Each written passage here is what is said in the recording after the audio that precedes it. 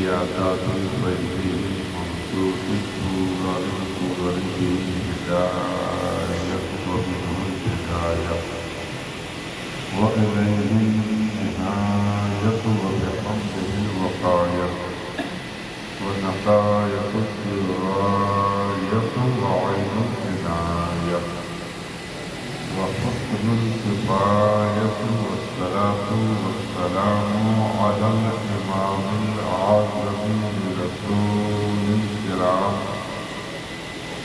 مالكي وشافعي أحمد السلام أما بعد أعوذ بالله من الشيطان الرجيم بسم الله الرحمن الرحيم قل بفضل الله وبرحمته فبذلك فليفرحوا هو خير مما يجمعون صدق الله مولانا العظيم وصدق رسوله النبي الأمين المبين المبين الكريم ونحن على ذلك لمن الشاهدين والشاكرين والحمد لله رب العالمين.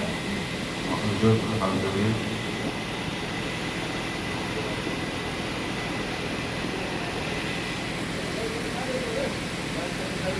درود بھی پڑھیے اللہم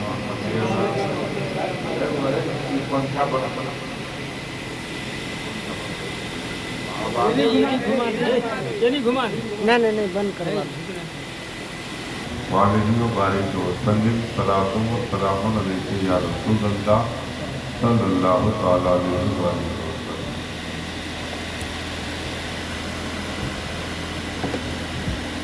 ذرے تو ماہ کامل جس نے بنا دیے ہیں، ذرے تو ماہ کامل جس نے بنا دیے ہیں، بے جان کو بھی جس نے کلمہ پڑھا دیے ہیں، خاروں کو گل سے بہتر مدحت عطا کیے ہیں، ان کی مہک میں دل کے گل کے کھلا دیے ہیں، جس راہ چل دیے ہیں تو کے بتا دیے ہیں.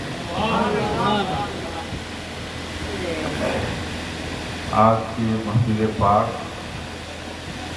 عالی جناب بھائی محمد سمیر الحق صاحب نے اپنے کسی مقصد کے تحت اس محفل پاک کو سجائے، جس میں ہماری اور آپ کی موجودگی ہے. دعا ہے کہ مولا تعالیٰ اس محفل نور کو قبول فرمائے اور اس محفل پاک میں جو بھی بھائی یا ان کے رشتہ دار یا اس گاؤں اس بستی سے تعلق رکھنے والے یا دور دراز سے آنے والے اس محفل نور میں شریک ہے، اللہ تعالیٰ ان کی بھی حاضری کو قبول فرمائے. آمین.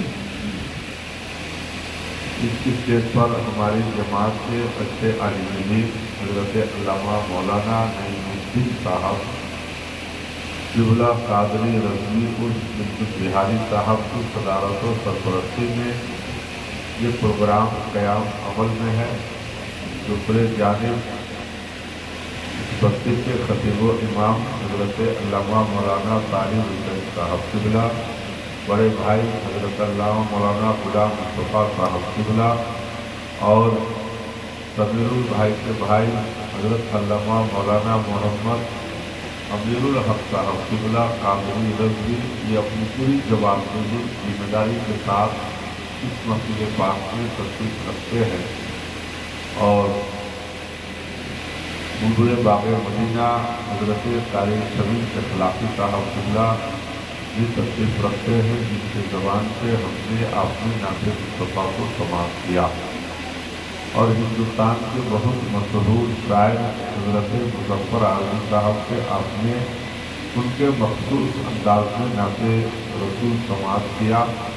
ہندوستان کے بہت اچھے نقیب حضرت علامہ مولانا غلام مظفر خان صاحب قبلہ، وہ کوئی یہاں نقابت کرنے کے ڈر سے نہیں بلکہ بھائی چارگی، محبت، ہمدردی سے وہ تشریف لائے. بحر کیف یہ منت کی محفل ہے.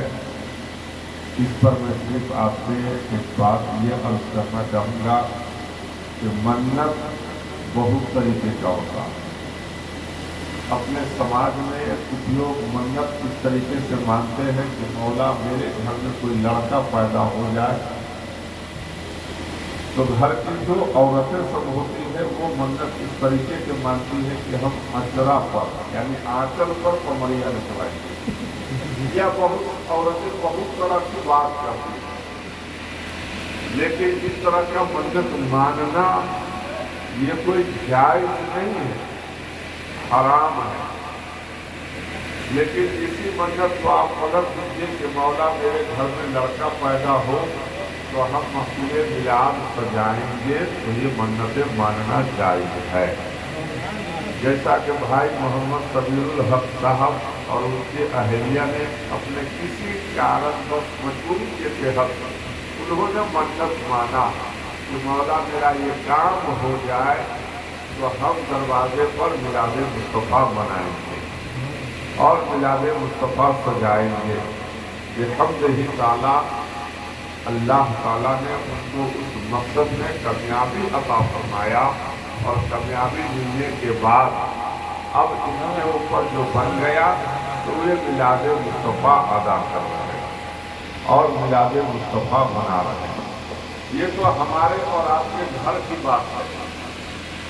लेकिन हजरत बीबी फातिमा जब सैयदना इमाम हुसैन रज़ी अल्लाह ताला अन्हु जब बीमार पड़ गए तो हजरत बीबी फातिमा नबी की बारगाह में जाती और अरीज़ा पेश करती है, हबीब या रसूल अल्लाह, आपका वो नवासा बीमार है जिनके झूला को जिब्रील अमीन झुलाते हैं।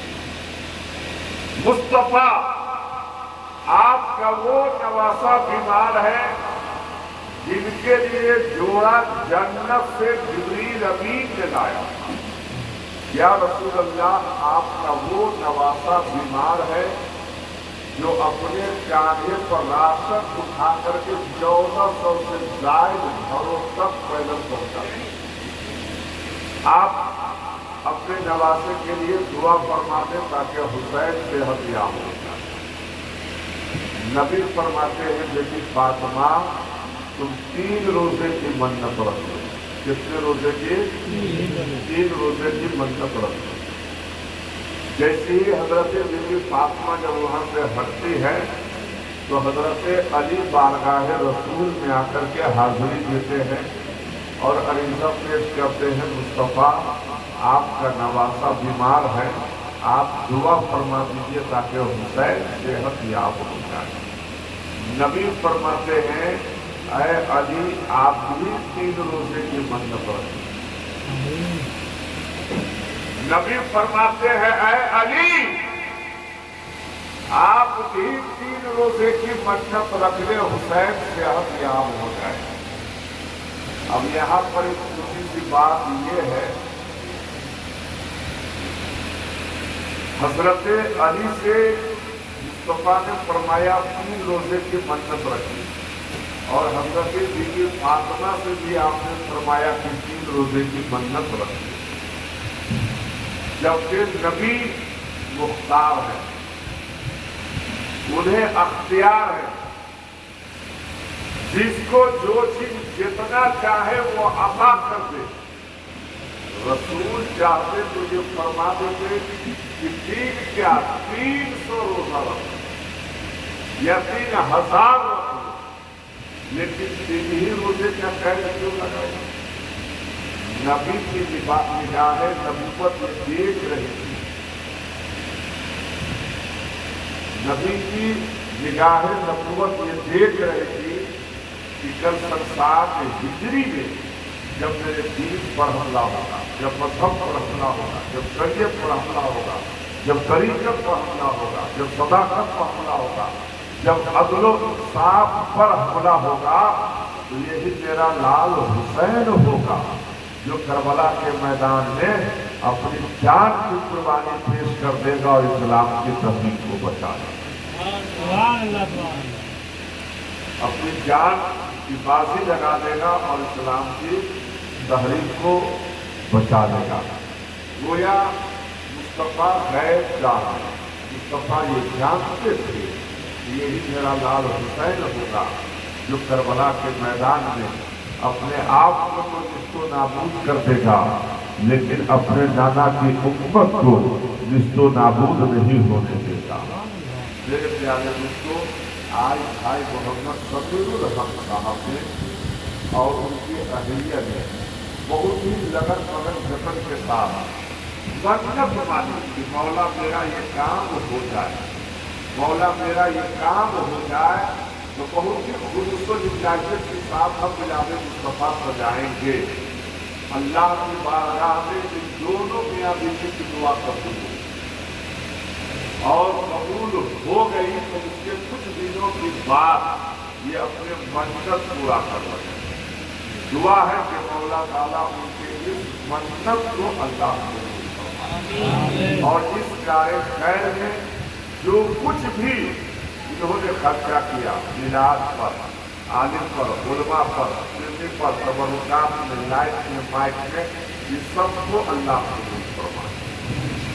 अल्लाह ताला को अल्लाह ताला इरशाद फरमाता है, कुल बिस्मिल्लाहि व बिरहमति फबिज़ालिका फल्यफ़रहू हुवा खैरुम मिम्मा यजमऊन। अल्लाह फरमाता है, कुल बिस्मिल्लाहि व बिरहमति फबिज़ालिका फल्यफ़रहू हुवा खैरुम मिम्मा यजमऊन।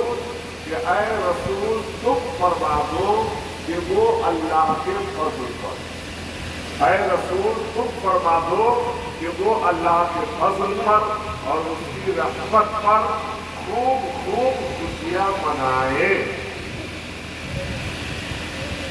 तो वो से मुराद आप हैं। अल्लाह ने क्या फरमाया कि ऐ रसूल तुम फरमा दो कि वो अल्लाह के फजल पर और उसकी रहमत पर खूब खूब खुशियां मनाए। तो जैसा कि आज फजलुल भाई ने अल्लाह की रहमत और उसके फजल पर खुशी मना रहे हैं, तो अल्लाह फरमाता है कि तुमने जो कुछ खुशी मनाने में खर्चा किया, तबर्रुक पर, लाइट पर, माइक पर, बिजली पर, सलवार पर, और तुम्हारे पास 5,000 रुपए है, तो 2,500 रुपए उसमें से तुमने खुशी मनाने में खर्चा कर दिया है। तो अल्लाह फरमाता है कि तेरे पास जो बचे हुए माल है, उस माल से बेहतर वो माल है जो तुमने खुशी मनाने में खर्चा कर दिया है। क्या कहा कि तुम्हारे पास जो बचे हुए माल है, तो अल्लाह के नजदीक उन बचे हुए माल से बेहतर वो माल है जो तुमने खुशी मनाने में खर्चा कर दिया। अब खर्चा तो कर दिया है, तो अल्लाह फरमाता है कि मैं इसका बदला भी दूंगा, अज्र भी दूंगा, सवाब भी दूंगा।